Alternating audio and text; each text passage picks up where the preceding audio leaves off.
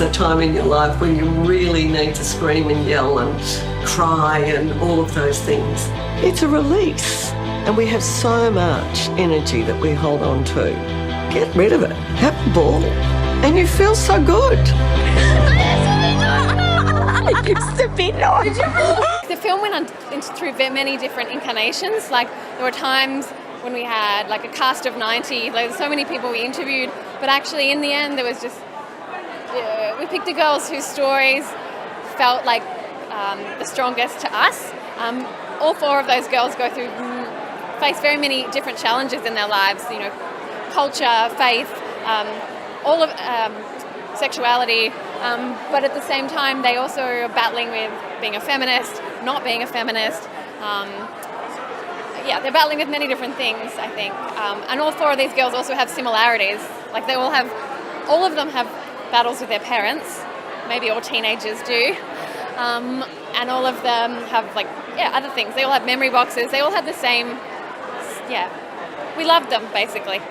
I think the indication that we were given was that it was going to be about the girls. It was going to be about the people who loved these bands. And I think Susan and me, we definitely love our bands. So we were prime candidates. I didn't know that it was going to be such a big documentary and that it would be certainly as good as it was. But anybody asks me to talk about the Beatles and my life with the Beatles. I mean, how many years I know, all day. Yeah. In the 60s, there wasn't as much freedom, so this was a way of really expressing ourselves, and I could give my heart to these guys. Well, I think the Beatles has a lot more cred than a lot of other boy bands, so I don't know how you felt from a Shane point of view, but definitely for my type of generation of boy bands, it was a real source of shame. And the feedback that we've gotten from a lot of the audience members is it's been very validating. It's okay. I'm okay that I can like this band and this music, and it's okay. It makes me feel great. So why not? That kind of thing. I love the message, and that it just validates we can do whatever we like. And I actually love your last piece in the movie that just talks about that it's a release for girls to very natural. Yeah, to kind of shout and scream and get hysterical. And it's your time. Do it. Exactly. Do it. I did it a couple of weeks ago again. Really? At the tribute band. Oh, really? Just went mental? He just went mental. It was hilarious. I think that, in my time, if you weren't a Beatles fan, because it was the Rolling Stones or the Beatles, and I love the fact that the Rolling Stones, who I love, stayed the same. They were all the dirty, sexy, naughty types, whereas the Beatles grew into dirty, sexy, didn't they, Jeff? naughty time. Evolved. But my mother loved the Beatles. My big sister loved the Beatles. And my son and daughter and my son's wife, my son's in the music trade, and he said, well, they change music. Yeah. What's not to like? Boy band theory. So the personalities of the boy band: bad boy, incorporated. We need a cute one, and then we got Paul. So I reckon about 5 years ago I created the ultimate job title for me, which was International Boy Band Consultant. I don't do anything with that, but I've just decided that I am the one person in the world. My background is in brand strategy, so lots of thinking, lots of marketing, and what I love about boy band theory is that it's such a formula, as is all branding, as is all marketing. And so putting that together was really easy. That particular scene, the girls were like, here's a whiteboard and a marker, just talk. And I was like, oh guys, I got this, it's totally fine. Yeah, boy band theory 101. I've spoken to a few people after the screenings as well who've come up and gone, thank you for explaining that. Now it's so clear of how it works and why it works. And it was a really positive part of the film. Absolutely.